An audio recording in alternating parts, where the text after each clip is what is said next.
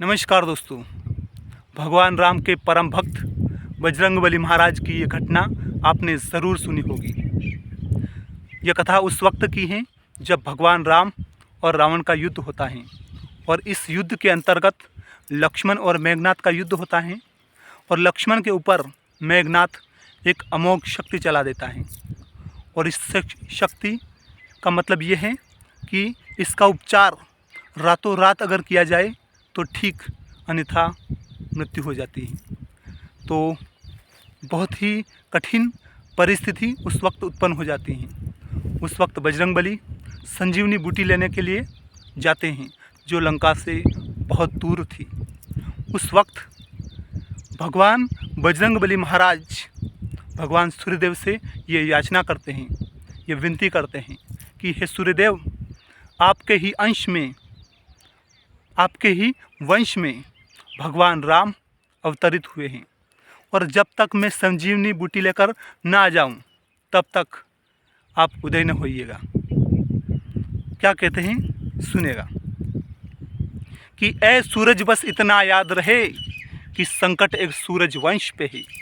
भगवान बजरंगबली भगवान सूर्यदेव से प्रार्थना करते हैं और प्रार्थना में ये शब्द कहते हैं कि ऐ सूरज बस इतना याद रहे कि संकट एक सूरज वंश पे है, लंका के नीच रावण द्वारा आघात दिनेश अंश पे है, इसलिए छिपे रहना भगवान।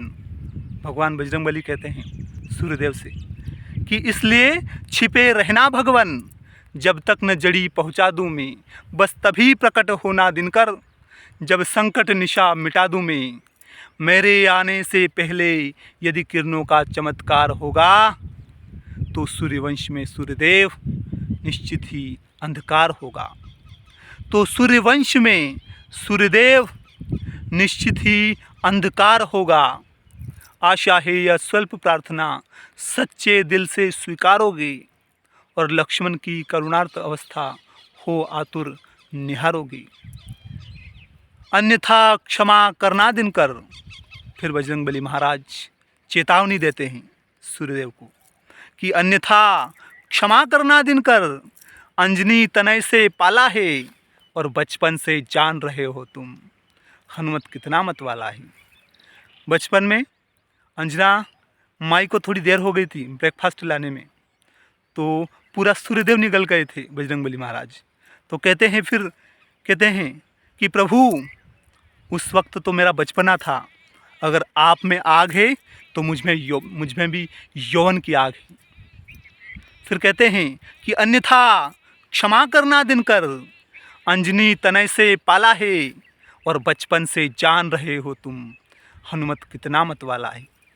बचपन से जान रहे हो तुम, हनुमत कितना मतवाला है, मुख में तुमको धर रखने का फिर वही क्रूर साधन होगा, मुख में तुमको धर रखने का फिर वही क्रूर साधन होगा, और बंदी मोचन तो तब होगा जब मेरे लक्ष्मण का संकट मोचन होगा, बंदी मोचन तो तब होगा जब मेरे प्रभु का संकट मोचन होगा, बंदी मोचन तो तब होगा जब श्री राम का संकट मोचन होगा। जी हाँ दोस्तों, और उसके बाद भगवान बजरंगबली रातों रात संजीवनी बूटी लेकर भगवान श्री राम के पास आ जाते हैं।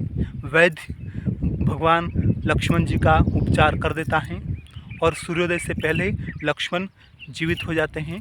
और उसके बाद जो युद्ध होता है लक्ष्मण और मेघनाथ का, उसमें लक्ष्मण मेघनाथ को पराजित कर देता है, उसकी मृत्यु हो जाती है मेघनाथ की। और फाइनली युद्ध में भगवान राम विश्व की सबसे बड़ी आसुरी शक्ति रावण को पराजित करके अयोध्या आ जाते हैं। इस प्रकार की ये कथा है। अगर आपको भगवान श्री राम की ये पावन कथा, भगवान बजरंगबली महाराज की ये पावन कथा अगर अच्छी लगी है तो इस वीडियो को लाइक कीजिएगा और मेरे चैनल पर इसी प्रकार की कविता कहानी सुनते रहिएगा। जय श्री राम, जय हिंद, जय भारत। धन्यवाद।